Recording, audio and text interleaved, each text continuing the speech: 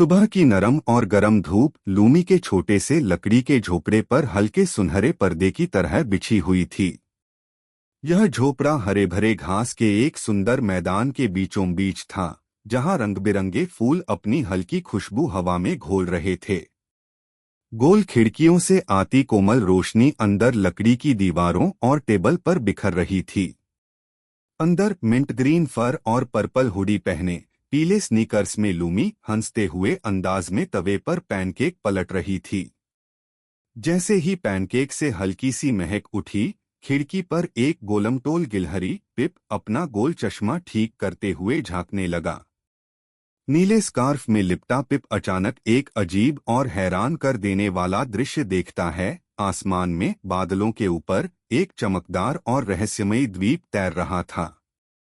पिप की आंखें चौड़ी हो जाती हैं, मानो उसने किसी सपने का टुकड़ा देख लिया हो। उसी समय छोटी सी रेनबो पूंछ वाली जुगनू ब्लिंकी खिड़की के पास उड़ते हुए छोटे छोटे सितारों जैसी रोशनी बिखेर रही थी। दूर घास के बीच लंबी टीफर वाली खरगोश ज़ारा गुलाबी ड्रेस और टूल बेल्ट पहने तेजी से झोपड़े की ओर दौड़ रही थी। उसकी आंखों में एक चमक थी, जैसे वह कोई बड़ी और रोमांचक खबर लेकर आ रही हो। हवा में फूलों की खुशबू और एक रहस्यमयी उत्साह दोनों फैले हुए थे। कुछ ही देर बाद उनका सफर शुरू होता है। एक पैचवर्क से बना, हाथों से तैयार किया गया रंग-बिरंगा एयर बैलून जो जंगल के घने हिस्सों के ऊपर तैर रहा था। नीचे हरे पेड़, नीली नदियां और छोटे छोटे गांव गुजर रहे थे। पिप मजाकिया अंदाज में एंकर की रस्सी में उलझ जाता है और लूमी हंसते हंसते उसे छुड़ाने की कोशिश करती है। आगे आगे ब्लिंकी अपनी पूंछ से इंद्रधनुषी चमक बिखेरते हुए उड़ रहा था। लेकिन अचानक जादुई रेनबो पक्षियों का झुंड उनका रास्ता रोक लेता है। ये पक्षी हवा में तैरते हुए रंगीन पंख फैलाकर जैसे उन्हें किसी इम्तिहान के लिए रोक रहे हों। ब्लिंकी धीरे धीरे उनके सामने मंडराकर चमकदार इशारों में जैसे कोई संदेश दे रहा था। बैलून मुलायम बादलों के बीच से गुजरता है। कभी सूरज की किरणें फूटकर उनके चेहरों को छू जाती, तो कभी ठंडी हवा बादलों के झोंकों की तरह गालों को सहला जाती। कुछ ही देर में वे उस रहस्यमयी द्वीप के करीब पहुंच जाते हैं।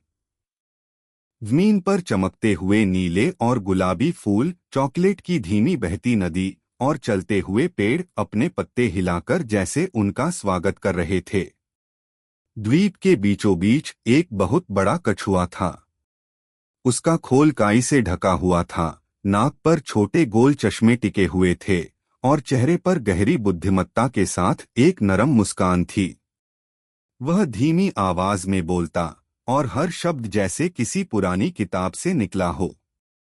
कछुए ने उन्हें एक गूढ़ पहेली दी। पिप ने सर खुजाया, उलझन उसके चेहरे पर साफ थी। ज़ारा ने अपना छोटा चमकदार स्क्रीन वाला गैजेट निकाला और उंगलियों से पहेली सुलझाने लगी। कछुआ मुस्कुराया और जैसे ही पहेली हल हुई, उसने पत्थर का एक चमकता हुआ दरवाजा खोला जो उन्हें द्वीप के और अंदर ले गया। अंदर सुनहरी धूप में नहाया एक जादुई बगीचा था। हवा में चमकती तितलियां उड़ रही थीं और जमीन पर फूल ऐसे चमक रहे थे जैसे उनके भीतर छोटी छोटी लाइटें जली हों। कछुआ उन्हें द्वीप का असली रहस्य समझा रहा था, एक पुराना टूटा हुआ जादुई लालटेन जो कभी इस द्वीप की रोशनी और खुशी का स्रोत था। ब्लिंकी की पूंछ अब धीमी, उदास सी थी, जैसे वह इस लालटेन के टूटने से जुड़ा हुआ हो। पिप ने टूलकिट संभाली और लूमी ने चमकते क्रिस्टल को उसकी जगह पर फिट किया। जैसे ही लालटेन फिर से जगमगाया, ब्लिंकी की पूंछ ने फिर से चमकदार इंद्रधनुषी रोशनी फैलाई। वह खुशी से हवा में ऊंचा उड़ा और सभी के चेहरों पर सुकून और जीत की मुस्कान आ गई। वापसी का सफर और भी सुंदर था। एयर बैलून ढलते सूरज के गुलाबी और नारंगी रंगों के बीच तैर रहा था। झोपड़े में लौटकर वे गर्मागर्म पैनकेक और कोको के साथ लकड़ी की टेबल पर बैठ गए।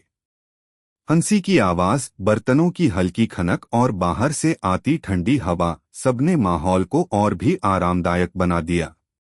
पिप ने गलती से सिरप की बोतल गिरा दी और सब जोर से हंस पड़े।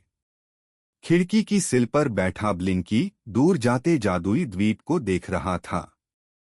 रात का आसमान तारों से भर गया था और झोपड़ा एक सुरक्षित, गर्म और प्यारे घर की तरह चमक रहा था। इस कहानी का सबक साफ था।